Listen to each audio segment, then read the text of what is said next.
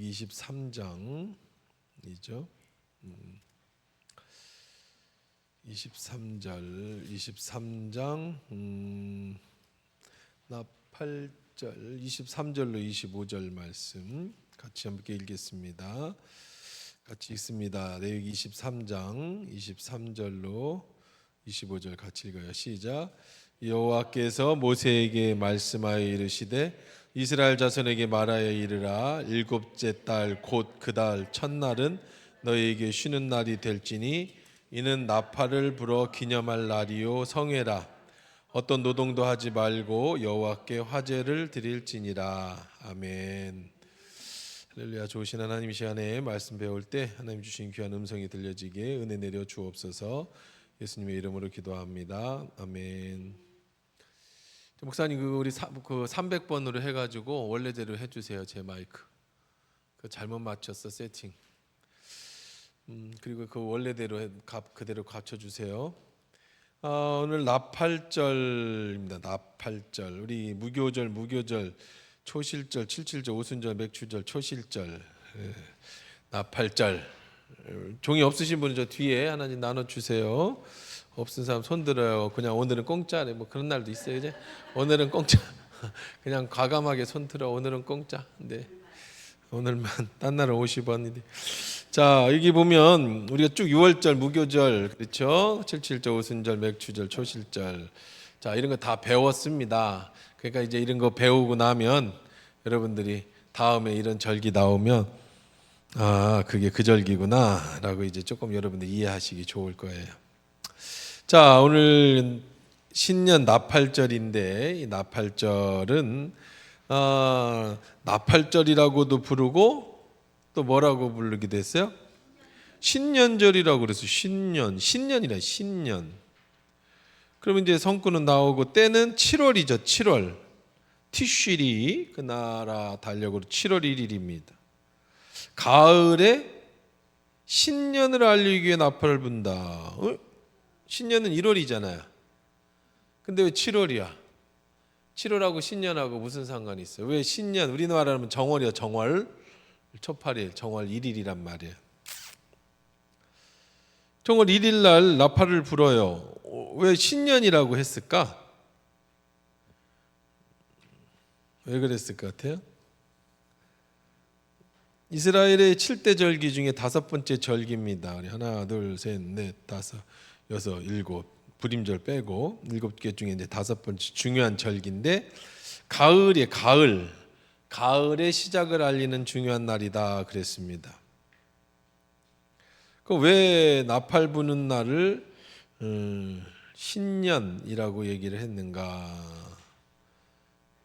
이 이스라엘의 달력은 우리들이 말하는 1월, 아비벌 1월하고 이들이 말하는 1월이 달라요. 그러니까 얘들 우리식으로 그러니까 새해가 시작되는 데가 우리는 1월이잖아요.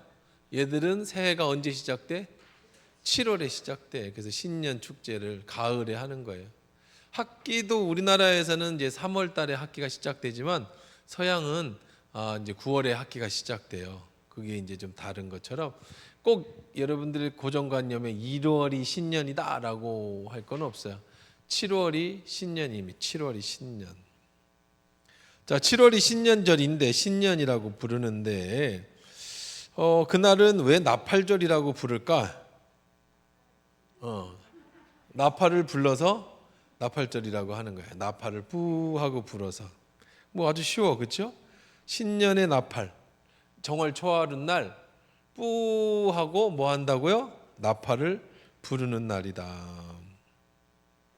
나팔을 부르는 날인데 욤 테라우라고 히브리어는데 욤이 뭐냐면 뿔이야, 뿔. 나팔을 왜 뿔이라고 했을까? 또 뿔 하면 나팔하고 또 같아. 뿔. 뿔로 만들어져서 양각 나팔도 있대. 양각 나팔. 그렇죠? 그래서 이 양각 나팔은 뭐냐면 뿔이 무슨 뿔이냐면 양이 어디 있어? 뿔이 어디 있어? 염소 뿔이겠지. 양이 뿔 나면 안 되지. 양이 이제 염소. 양은 뿔나면 안 돼. 뿔난 염소. 모르지 뭐 양 종류 중에 뭐 이렇게 꼬부라진 양도 있을 수도 있겠지. 예.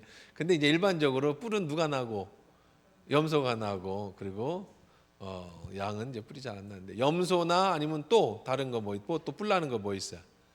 소 뿔 나잖아요. 소. 그래서 이렇게 소가 이렇게 생겼습니다. 그렇죠? 뿔이 이렇게 해서 이렇게. 그래서 여기에 구멍을 뚫어서 여기다가 입을 대겠지. 여기다가 뿌 하고 이렇게 부는 거야. 양각나팔은 이렇게 생겼어. 이렇게. 양인지 그 양인각이니까 양인가 보다. 그지? 양각이니까. 염소각이 아니고 양각이잖아. 그지? 염소 뿌리면 염소각이라고 할 텐데 뿌리 각자네. 그지? 그저는 양각. 한문 선생님 맞지? 각은 뿌리 각자지. 각하니까 양이니까 양뿔인가 보다. 뿔난 양이 있나 보다. 어쨌든 이건 양각. 이렇게 생겼어. 이쁘게 생겼지. 이렇게. 그래서 여기다 대면 뿌 하고 부르는 거야. 이렇게 생기기도 하고 이렇게 생기기도 해요. 그러면 어느 때 부를까? 어느 때 부를까? 양각, 이 나팔은 어느 때 부를까? 응? 어느 때? 아이 크게 얘기해봐. 괜찮아. 틀리면 어때? 우리나라 것도 아닌데. 언제 부를까? 죽어? 중요한 날. 아이 당연히 중요한 날 부르겠지만 아무 날이나 부르겠어. 뭐 하모니카야 뭐 집에서 혼자 부르게. 뭔가 부르겠지. 전쟁. 좋아요. 맞아. 전쟁의 시작이에요. 뿌 하면은 전쟁이 시작되는 거야. 출격할 때 뿌 하고 불러요. 또 언제 부를까? 중요한 날이 전쟁에 부르고 또 언제 부를 것 같아요? 뭐라고? 왕. 그렇죠. 왕의 대관식 때 뿌 하고 이제 우리나라에 새로운 왕이 생겼다라고 할 때 뿌 하고 대관식을 부릅니다. 이제 전쟁은 이제 여러 가지가 있는데 전쟁의 시작 때도 부르고 경고, 전쟁의 나팔을 부르고 이게 또 이제 그 다음에 출발할 때 한 번 부르면 출발, 두 번 부르면 정지, 세 번 부르면 이렇게 사인이 있어요. 이럴 때 이제 주로 이제 전쟁에 관련이나 이동할 때 이스라엘 백성이. 일단 세 번째 언제 뿌 하고 부를까요? 세 번째 중요한 날이 있는데. 이거는 언제 부르냐면 회개를 해요. 회개를 촉구할 때 이스라엘 백성들의 회개. 오늘부터 나팔을 불면 이제부터 오늘은 뭐 하는 날이다? 회개하는 날이다. 이게 바로 요게 중요해서 요 날을 무슨 절이라고 했다? 나팔절이라고 한 거예요. 나팔을 불러 뭐 하라고 나팔을 불어? 회개하라고. 그러니까 이스라엘은 민족이 완전히 그러니까 하나님을 중심으로 모든 절기부터 인생이 태어날 때부터 그들은 엄마 아빠를 안 가르치고 그 하나님부터 가르쳐요. 그러니까 엄마 아빠보다 하나님을 먼저 가르쳐요. 이스라엘 백성은 법이야, 법. 그리고 성경을 가지고 그 학교에서 가르쳐요. 기역 니은 디귿. 우리나라는 뭐부터 시작해? 우리나라 기역 니은부터 뭐야?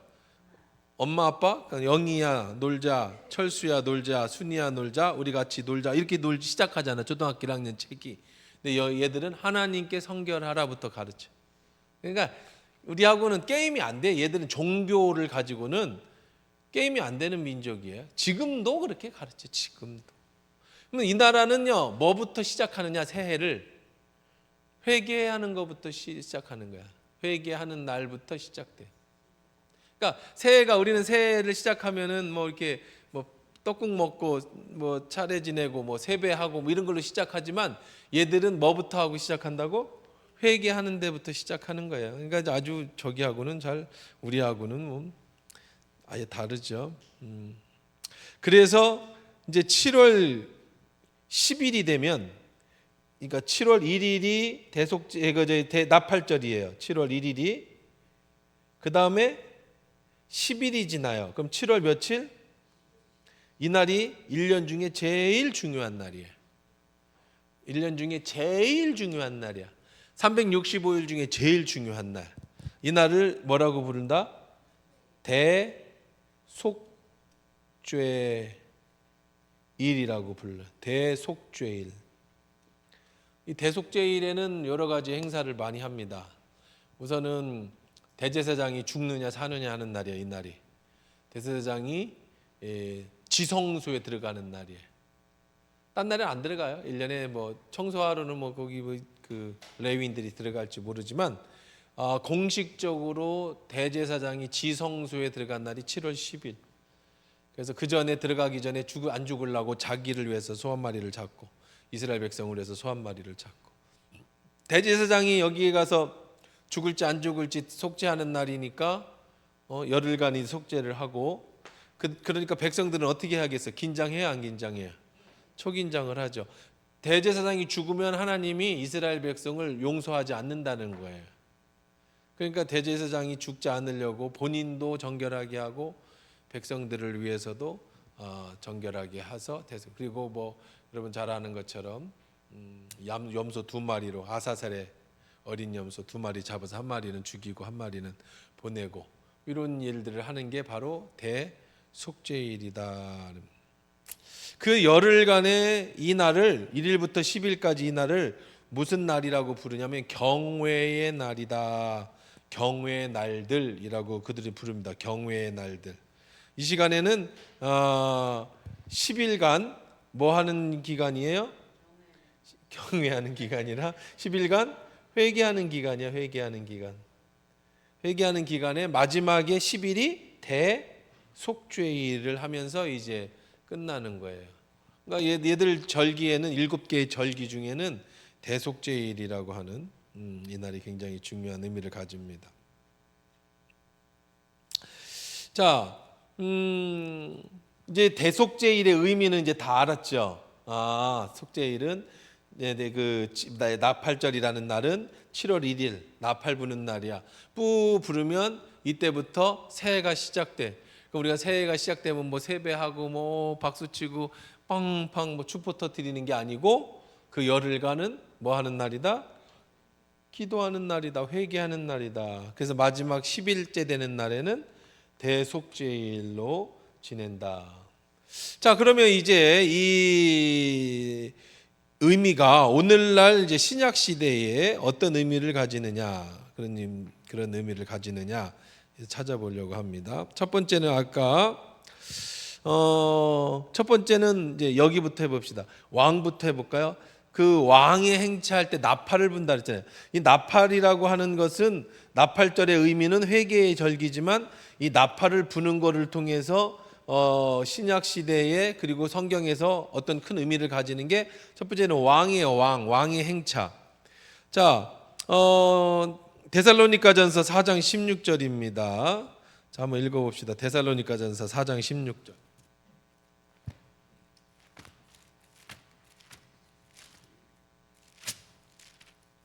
4장 16절. 한번 같이 읽겠습니다. 데살로니가전서 4장 16절. 목사님 그냥 딱 치면 탁 뜨게끔 돼 있잖아요. 해봐요 이제. 4장 16절 같이 읽을게. 다 찾으셨으면 자 시작. 주께서 호령과 천사장의 소리와 하나님의 나팔 소리로 친히 하늘로부터 강림하시리니 그리스도 안에서 죽은 자들이 먼저 일어나고. 그러니까 예수님이 오실 때, 재림하실 때, 재림하실 때 그냥 목사님 그 PPT에서 그냥 딱 치면 바로 떠버리게 돼 있어요. 그냥 여기 어디야? 살전 뭐라 그랬어? 살전 4땡땡 16 넣으면 바로 딱 떠요. 그때 만들어 놨잖아 프로그램. 자 그렇게 해주세요. 자 예수님이 재림하실 때에 재림하시는 날 뭐가 분다? 하나님의 나팔 소리로 친히 하늘로부터 강림하신다. 그러니까 신약 시대에 우리는 어디에 귀를 기울여야 돼? 나팔 소리에 귀를 기울여야 돼. 하늘에서 나팔이 분다. 그럼 누가 오시는 날이야? 예수님이 오시는 날이에요. 근데 우리 언제 오실지는 몰라요. 아직까지 못 들어봤죠. 들어봤으면 우리 다 천국에 가 있어야 될 건데, 어느 날인가 여러분들이 자다가든 뭐 이렇게 활동하다가든 하늘에서 나팔 소리가 들리면 이제 누가 오시는 날이야? 예수님이 오시는 날이다. 구약 성경에 이제 왕이 오실 때 나팔을 불었어요. 신약 시대 예수 그리스도가 만왕의 왕으로 다시 오시니까 우주적 선포예요. 이제 왕이 오시면 심판이 시작되어지는 겁니다. 자, 이 나팔은 두 가지 의미를 가져요. 첫 번째는 심판의 의미를 가집니다. 심판. 자, 심판의 의미를 가져. 그래서 믿는 자는 예수님께서 말씀하신 처럼 알곡은 모아서 어디로 가고 곡간으로 드리고 쭉정이는 모아서 어디로 가? 불에 살르는 거야. 이때 심판은 믿는 자에게는 그럼 둘 다 심판이 있어요. 우리는 무슨 심판? 상급의 심판. 상급의 심판이 있어요. 예수 잘 믿으세요. 주를 위해서 사십시오. 사랑의 열매를 가지고 가야 돼. 우리도 심판을 받아요. 다. 근데 우리의 심판은 상급의 심판. 그 다음에 안 믿는 사람에게는 무슨 심판이에요? 죄의 심판이에요. 그러면 상급의 심판을 받고 죄로 심판을 받고 상급을 받고 어디로 가요? 하나님 나라로, 완성된 하나님 나라로 가고 죄의 심판을 받고 영원히 불타는 지옥으로 가게 되는 날이에요. 나팔 부는 날. 두 번째 의미가 있어요. 두 번째 의미는 나팔 불면 시작을 알려요. 시작. 무슨 시작일까요? 무슨 시작? 응? 새해 시작이니까 뭔 시작이냐? 여러분 못 맞출 것 같아. 뭔 시작이냐면 결혼의 시작이 결혼식.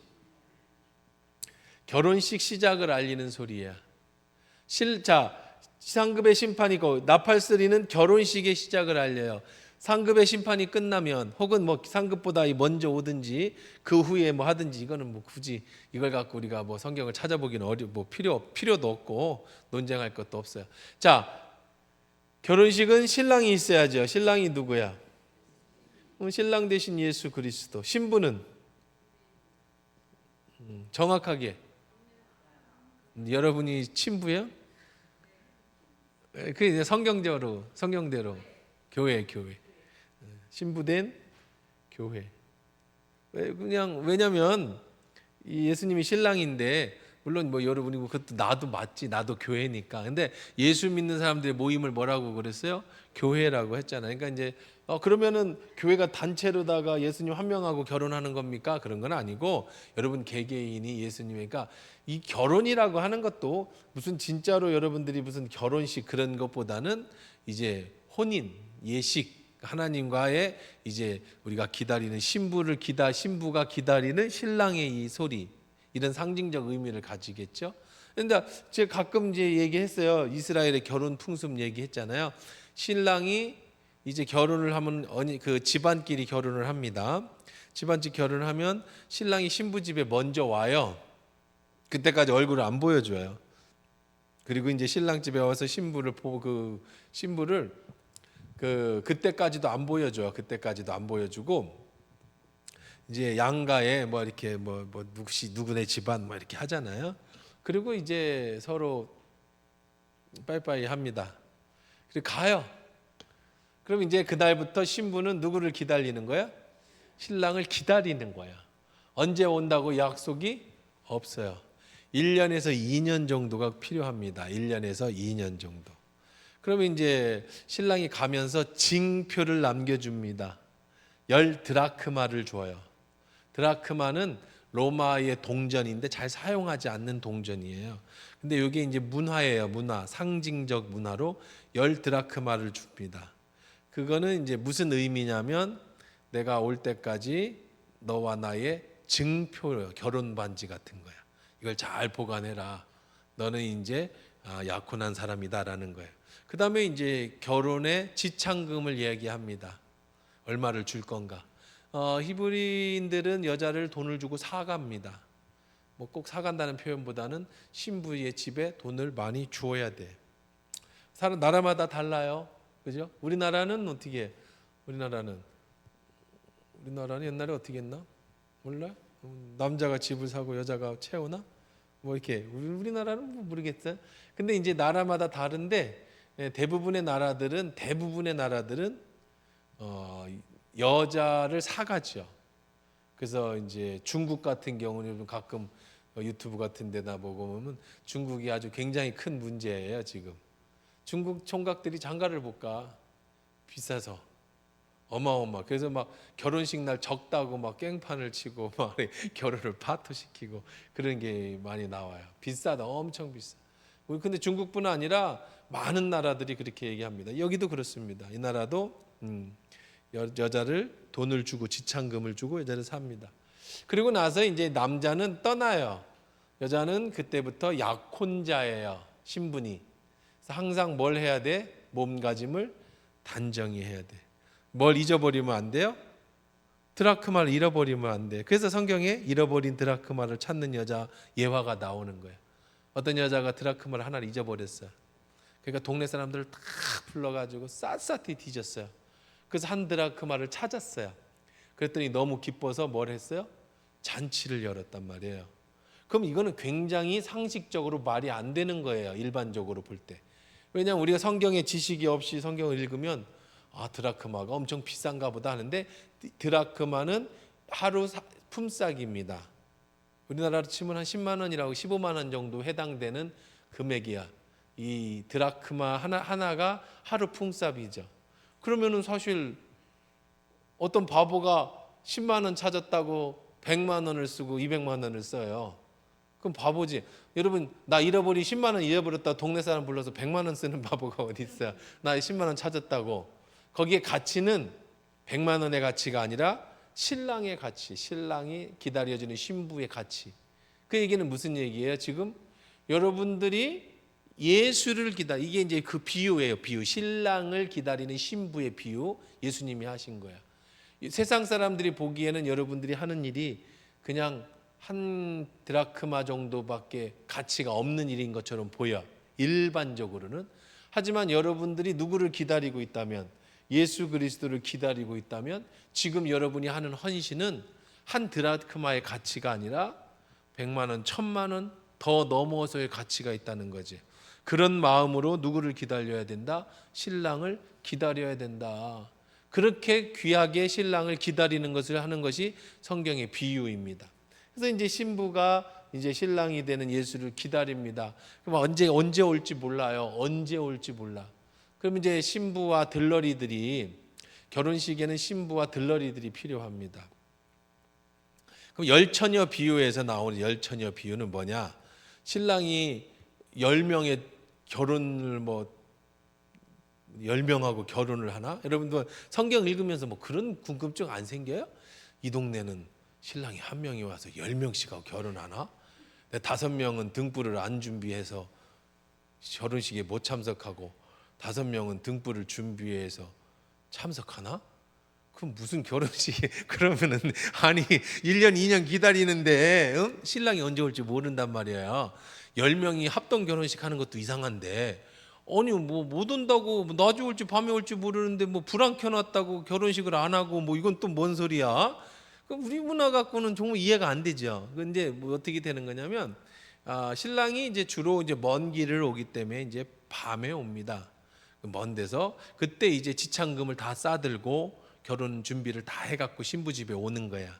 그러면은 이제 신부와 신부 친구들은 기다리고 있어야 돼.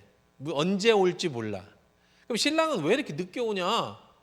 신랑은 뭐 하냐면 가서 신부를 맞을 준비를 해요.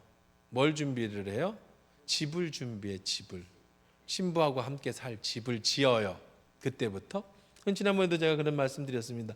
이스라엘의 가옥 형태는 이렇게 돼 있어요. 이렇게 문이 있고 그 다음에 또 붙여서 문이 있고 붙여서 문이 있는 거예요. 이 같이 사는 거예요. 이렇게 시족 사회가 이렇게 살아요. 그러면 여기는 다 뭐예요? 이쪽은 여기는 지붕이에요. 지붕. 그럼 여러분 가끔 보면은 예수님이 고쳐주실 때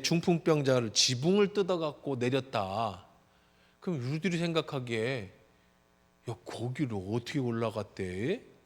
그리고 우리가 아무리 옛날로 우리나라 초가집으로 올라가서 뜯을 수는 있지만 기와집으로 올라가서 뜯는다? 그것도 좀 이상하잖아, 그죠? 기와집에 사람들하고 같이 올라가려면 그거 뭐 복잡할 텐데. 그냥 그런가 보다. 우리는 믿음이 좋으니까 성경을 읽으면 그냥 그런가 보다. 신랑이 10명이 신부가 10명인가 보다. 지붕이 그냥 뜯어지는가 보다. 뭐 우리는 뭐 그런 생각 안 해 별로. 그런가 보다. 믿음으로 다 하잖아. 근데 그렇게 안 보고 이렇게 그냥 보면 아니 지붕이 어떻게 뜯어져? 여기 지붕 뜯어요? 여기 지붕 뜯을 수 있어요? 응? 조금 의심스럽긴 했어? 믿음이 없어서 그래. 왜 이렇게 믿음이 없어갖고 그런 걸 의심하고 그래. 그냥 그런가 보다 하고 사는 거야. 동방에 박사가 왔는가 보면 어디 대학 박사일까? 왔나 보다 그렇게 생각하고 그냥 그렇게 그냥 너무 그렇게. 지붕을 어떻게 뜯냐면 이제 이렇게 해서 집을 이렇게 짓습니다. 그러면 이제 석가래를 이렇게 나무 석가래를 대겠죠. 큰 석가래를. 그 다음에 이제 그 위에다가 또 이렇게 석가래를 깔고 그 위에다가 또 이제 풀 같은 걸로 해놓습니다. 그리고 이제 이쪽에 사다리 같은 게 있어서 그 계단 같은 것이 있어서 올라가. 여기를 뭐라고 부르냐면 여기를 뭐라고 그래요? 지붕이라고 부르는 거야. 그러면 여러분 다윗이 저녁에 늦게 일어나 가지고 왕궁을 거니는데 어떤 여자가 지붕에서 목욕을 하고 있단 말이야. 바세바가 목욕을 하고 있다고. 그거 이상하지? 그것도 안 이상해? 바세바 걔는 왜 지붕에 올라가서 목욕을 하냐? 응? 아니 여러분 목욕은 지붕 가서 하면 돼? 안 돼? 안 되지. 어떻게 지붕 가서 목욕을 해? 그리고 다윗이 자기 집을 어슬렁거리다가 왜 남의 집 지붕에 목욕하는 여자를 왜 쳐다봤을까? 그것도 좀 이상하잖아요. 남의 집 목욕하는 거 쳐다보려면 어떻게 쳐다봐야 돼? 유리창 열고 이렇게 봐야지, 이렇게. 그잖아요. 근데 위에서 내려다 봤단 말이에요. 그러면 다윗의 집은 높고 여기는 낮은데 유리창이 목욕탕 하려는데 열려 있었나? 그런 건가? 아니요. 그게 아니고 이 지붕이 용도가 있어요. 이 지붕의 용도뿐만 아니라 율법에는 지붕의 난간 높이 같은 것도 다 제한을 합니다. 반드시 여기다 지붕에 난간을 세워야 돼. 왜? 떨어지지 말라고. 이 집에서 놀러 갔다가 애가 떨어지면 이 집이 책임져야 돼. 근데 난간 높이가 정확하게 했는데 떨어지면 걔 책임이야. 이런 것도 율법에 나와요. 그럼 여기 가서 뭐 하느냐? 여기 지붕의 역할은 뭐 하느냐? 더운 때는 잠도 자고, 여기서는 이제 지붕에서 목욕도 하고, 여기가 거실이야. 거실의 역할을 해요. 낮에는 뜨겁고 선선하잖아. 가을이 되면 이제 저녁 때 춥기 전에는. 그럼 여기서 밥도 먹고 여기서 놀고 다 하고, 저녁에 추우니까 집에 들어가서 또 자요. 그리고 여기다가 이제 뭐 물고기도 놀고 여기서 목욕도 하고 뭐 여기서 있는데, 그러니까 예수님이 여기 이런 큰 집에서 설교를 하고 있을 때 이 중풍병자를 가진 사람이 여기 가가지고 뭘 뜯어낸 거야?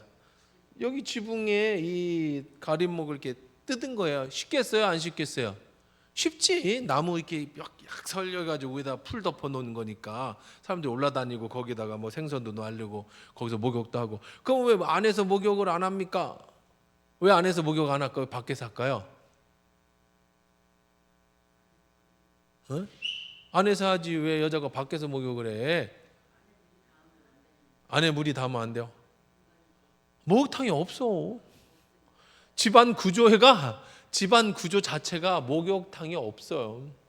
집안 구조는 어떻게 생겼느냐면, 이거 아닌데 오늘은 하던 김에 나가. 집안 구조는 어떻게 생겼냐면 이렇게 집 안으로 들어가요. 그러면 집이 이런 구조로 생겼습니다. 복층 구조예요. 복층이라기보다는 계단이 한 계단, 두 계단이 높아요. 그러면 여기가 이제 문입니다. 문. 그러면 여기가 이제 들어간 거예요. 여기가 문이에요. 여기가 이렇게 들어왔어요. 들어오면 여기 이렇게 이렇게 올려놓습니다. 그러면 여기는 뭐가 사냐면 짐승들이 살아요. 소도 살고 양도 살고 이렇게 양들이 살죠. 주로 양, 염소, 소 그렇게 사는 거야. 그러니까 예수님이 마국간에서 태어나셨다는 건 마국간이 아니야. 여러분이 생각하는 마국간이. 근데 그 당시에 아무리 그 이스라엘의 역사책을 다 뒤져보고 다 찾아봐도 마국간이 있었다는 책에는 없어요.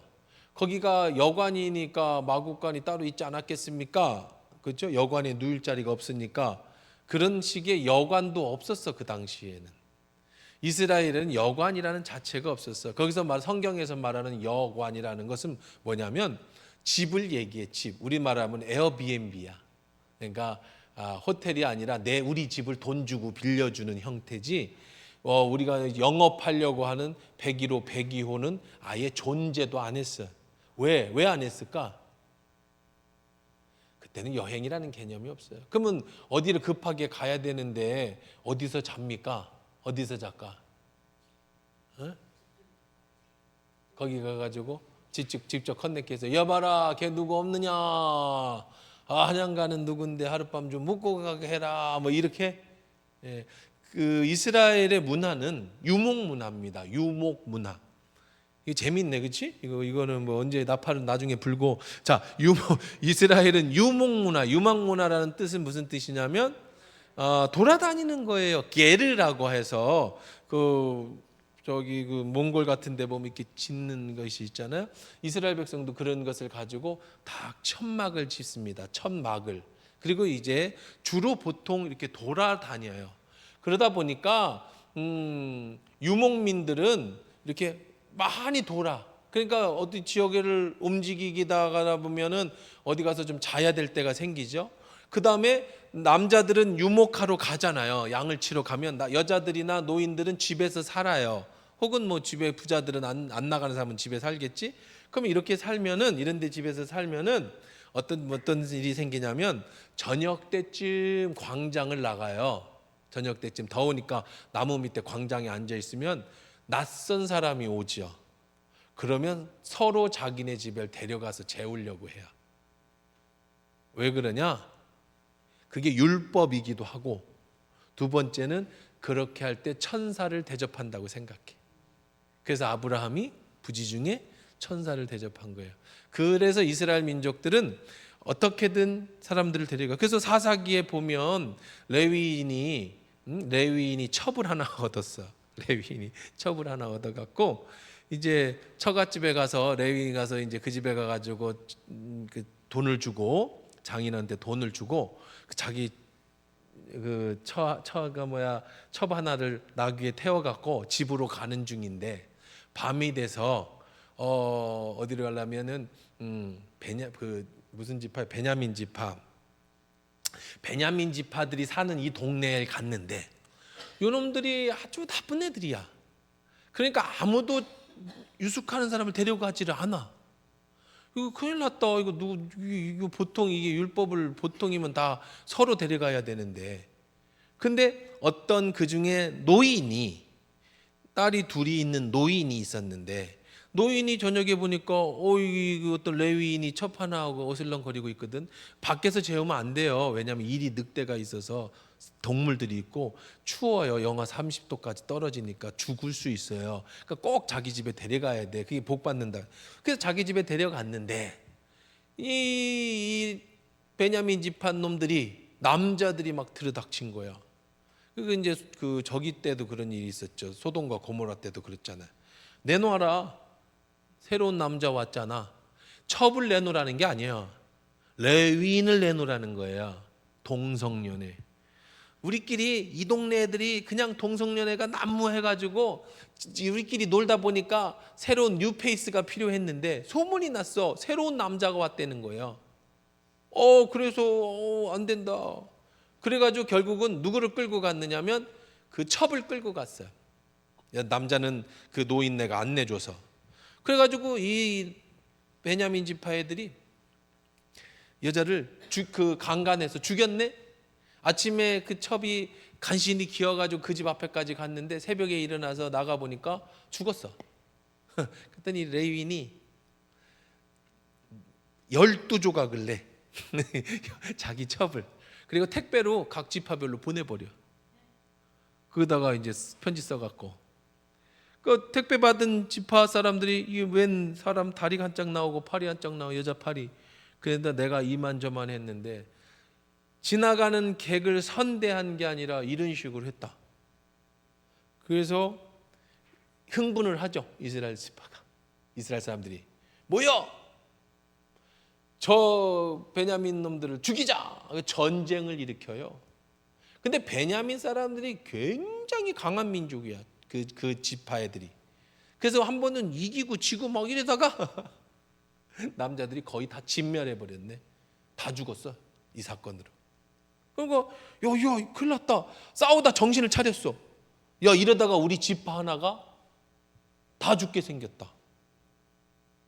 자 계속하면 안 될 것 같아. 자 이렇게 이 사람들이 있던 거야. 자 이 얘기하다가 짐승을 여기다가 이제 재워요. 짐승은 여기서 잡니다. 짐승이 재산이에요. 짐승이 재산입니다. 자기네 집에서 기르는 짐승들. 근데 짐승이 나 자는데 왔다 갔다 하면 안 되잖아, 그렇죠? 너 자는데 나 자는데 구별해야 되잖아. 그래서 여기를 약간 올립니다. 잠자는 데를 쫓고 침대처럼 한 높이 이렇게 해서 올려요. 그리고 그 위에를 나무판을 이렇게 깝니다. 그럼 여기 안에 공간이 있죠. 공간. 밑에 공간이 있을 거 아니에요. 이 공간은 뭐 하는 곳일까요? 뭐 하는 곳일까요? 그렇지. 이 안에는 이불을 넣고, 이불도 넣고, 그 다음에 밀가루, 떡 이런 것들 다 여기다 넣어놓습니다. 그 다음에 이제 옷까지 뭐든지 하여간 이게 여기가 이제 농이야, 장농. 그리고 여기가 농이기도 하고 여기가 그 찬장이기도 하고 이게 다 돼. 여기다 집어넣고 그 위에다가 판을 꺾고 여 위에서 자. 이게 굉장히 좋은 시스템입니다. 왜냐하면 바람이 이렇게 들어오잖아요, 문으로. 그럼 여기 누가 다 막아줘? 짐승들의 체온으로 막아줘요. 그래서 따뜻해. 그리고 요 위에서 이쪽에는 이제 부엌이라고 해봐야 냄비 하나 있어요. 냄비 하나 거기다 불 떼서 먹는 거고, 이렇게 걸어갖고 여기다 불 떼갖고 먹는 거고, 여기서 자는 거야. 그럼 성경에 보면 이런 예수님의 비유도 나와요. 친구가 멀리서 왔어요. 그런데 저녁을 안 먹고 왔단 말이야. 그러니까 이 옆집에서 찾아왔어요. 야, 내 친구가 멀리서 왔는데 밥을 안 먹었다. 우리 집 떡이 없는데 너희 저녁에 먹다 남은 떡 좀 나 좀 줘라. 거절하죠. 왜 거절을 합니까? 뭐라고 그러냐면 나와 내 식구들은 이미 침소에 들었고 지금 다 잠이 들었는데 너한테 어떻게 떡을 주느냐. 근데 가서 또 사정하니까 떡을 줘요. 그럼 떡을 왜 안 주려고 했느냐 보세요. 떡을 주려면 어떻게 해야 돼요? 이 사람 떡 주려면 자는 짐승 다 깨워서 내보내야 돼. 그리고 자는 식구들 다 일어나라고 해가지고 여기 찬장 열어야 돼.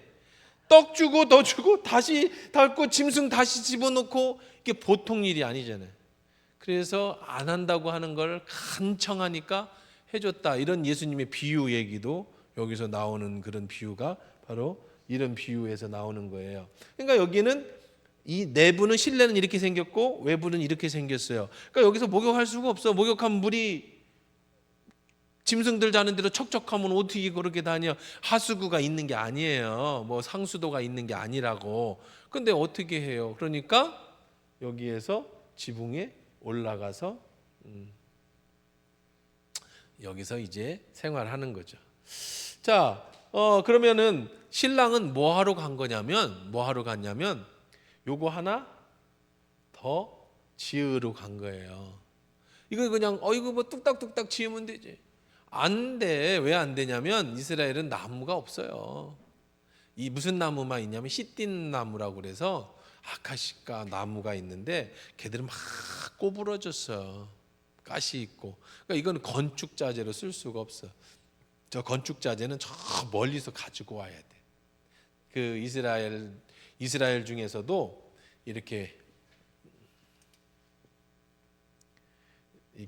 있으면 여기가 애굽이잖아요. 여기가 단이고 여기가 브엘세바가 여기가 이스라엘인데 이 단 위에 이 지역은 여기는 나무가 풍부하고 여기가 이제 가이사랴 빌립보 지역이에요.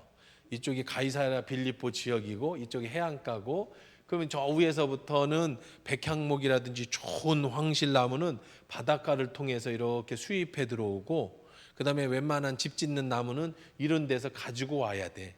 그러니까 나무가 싸겠어요? 비싸겠어요? 비싸겠죠. 흙으로 벽돌은 지어도.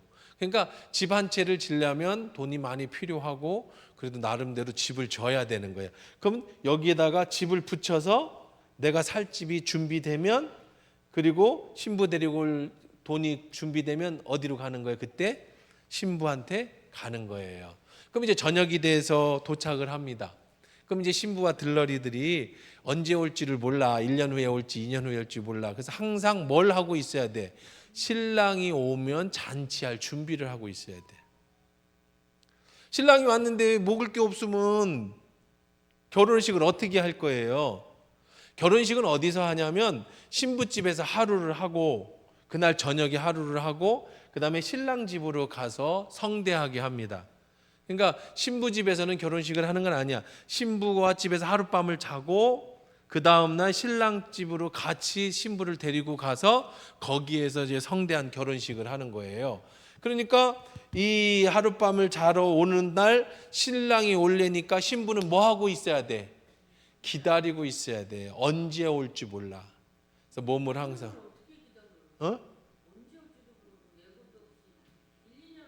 기다려. 돈을 많이 줘요. 지참금을. 아니 그거는 반지. 그거는 이제 언약이고 돈을 많이 준다니까. 신부 몸값으로다가. 그러니까 그 집에서는 신부를 이제 팔면 돈도 많이 받아. 그러니까 신랑이 올 때를 기다려야 돼. 지참금 가지고 오거든요. 1년 준비해 갖고 간다니까. 돈 준비를 해 갖고. 그래서 신부가 기다리는데, 열처녀는 누구냐? 신부의 들러리들이야. 그럼 들러리들이 어디에 참석 못한 거야? 결혼식장에 참석을 못한 거라고. 신부가 10명인 게 아니고. 근데 그거를 비유로, 열처녀 비유로 그들이 신부와 신랑의 결혼식에 참석하지 못했어. 뭐가 없어서? 등불을 준비하지 못해서. 그러면 우리는 들러리는 아니고 우리는 교회잖아. 교회. 여러분이라고. 여러분. 누구와 결혼하는 거라고? 교회와 결혼하는 거예요. 누구와? 예수 그리스도가. 그러니까 여러분은 교회의 일원이 신부이기도 하지만 들러리이기도 한 거야. 우리가 전체가. 근데 이 교회에 들어오는 사람과 못 들어오는 사람이 있다는 거죠. 이 결혼식에 참여하는 사람이 있고 못 참여하는 사람이 있어요. 그 5 처녀는 못 참여해서, 뭐 하지 못해서? 준비하지 못해서. 여러분 5 처녀는 준비해서 들어갔다는 거예요. 결혼식에. 그러니까 예수님이 언제 올지 모르니까, 아야 뭐 2000년 동안 안 오신 예수님이 오시겠어? 뭐 이렇게 해서 여러분들이 그렇게 사는데, 뭐 안 오실 수도 있죠. 확률적으로 2000년 동안 안 왔으니까 나 죽기 전까지 안 올 수도 있지만, 그런데 죽음이 빠를 수도 있어. 죽은 후에 천사가 나팔을 불면, 아까 얘기했죠? 잠자던 자들이 어떻게 한다고요? 주께서 호령과 천사의 소리와 하나님 나팔 소리 친히 하늘로부터 강림하시니 그리스도 안에서 뭐한 자들이 그때 일어난다는 거예요. 그러니까 살아서 주님의 이 나팔 소리를 들을 수도 있지만, 행여 여러분이 미리 죽었으면 어떻게 된다?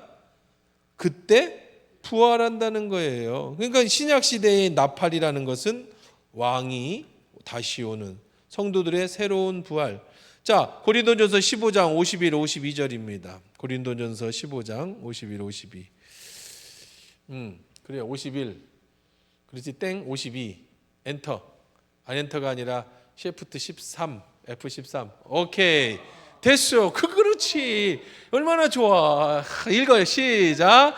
보라, 내가 너희에게 비밀을 말하노니 우리가 다 잠잘 것이 아니요 마지막 나팔 순간에 호련히 다 변화되리니 나팔 소리가 나매 죽은 자들이 썩지 아니할 것으로 다시 살아나고 우리도 변화되리라. 신약 시대의 나팔절은 언제예요? 예수 그리스도가 재림하시는 날 뿌 하고 나팔이 불면 호련히 우리가 다 변화된 몸으로. 그렇죠? 난 할머니로 죽었는데 예수님 오실 때 또 할머니로 변화, 뭐 이렇게 부활하면은 그냥 다시 들어가고 싶을 거 아니겠어요? 그죠? 할머니로 살아 죽었는데 할머니로 부활하면 어떻게 해? 그때 홀연히 다 어떻게 할 거다? 변화될 거예요. 여러분이 꿈꾸던 그 멋있는 모습으로. 자, 그 나팔 소리가 나면 죽은 자들이 썩지 아니할 것을 다시 살아나고 우리도 다 어떻게 할 것이다? 변화될 것이다. 그러니까 마태복음 24장 42절 나팔의 의미가 뭐냐? 마태복음 24장 42절 24장 42절 네, 해봐요. 짠, 짠, 짠, 짠. 연습이 필요해. 자, 제가 그냥 읽어드릴게요. 마태복음 24장 40절 24장 40절입니다. 잠자던 성도들이 이런 찾아볼까요? 우리 마태복음 24장 40절 40절, 41절, 42절 한번 봅시다.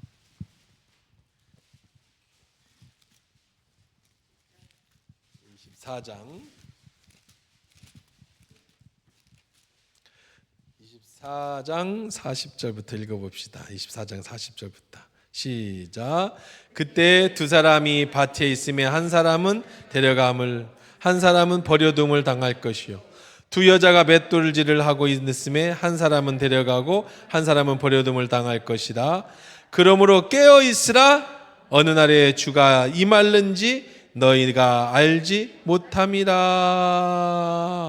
어떻게 하래? 그러니까 깨어 있으라. 언제 주님이 오실지 모르니까.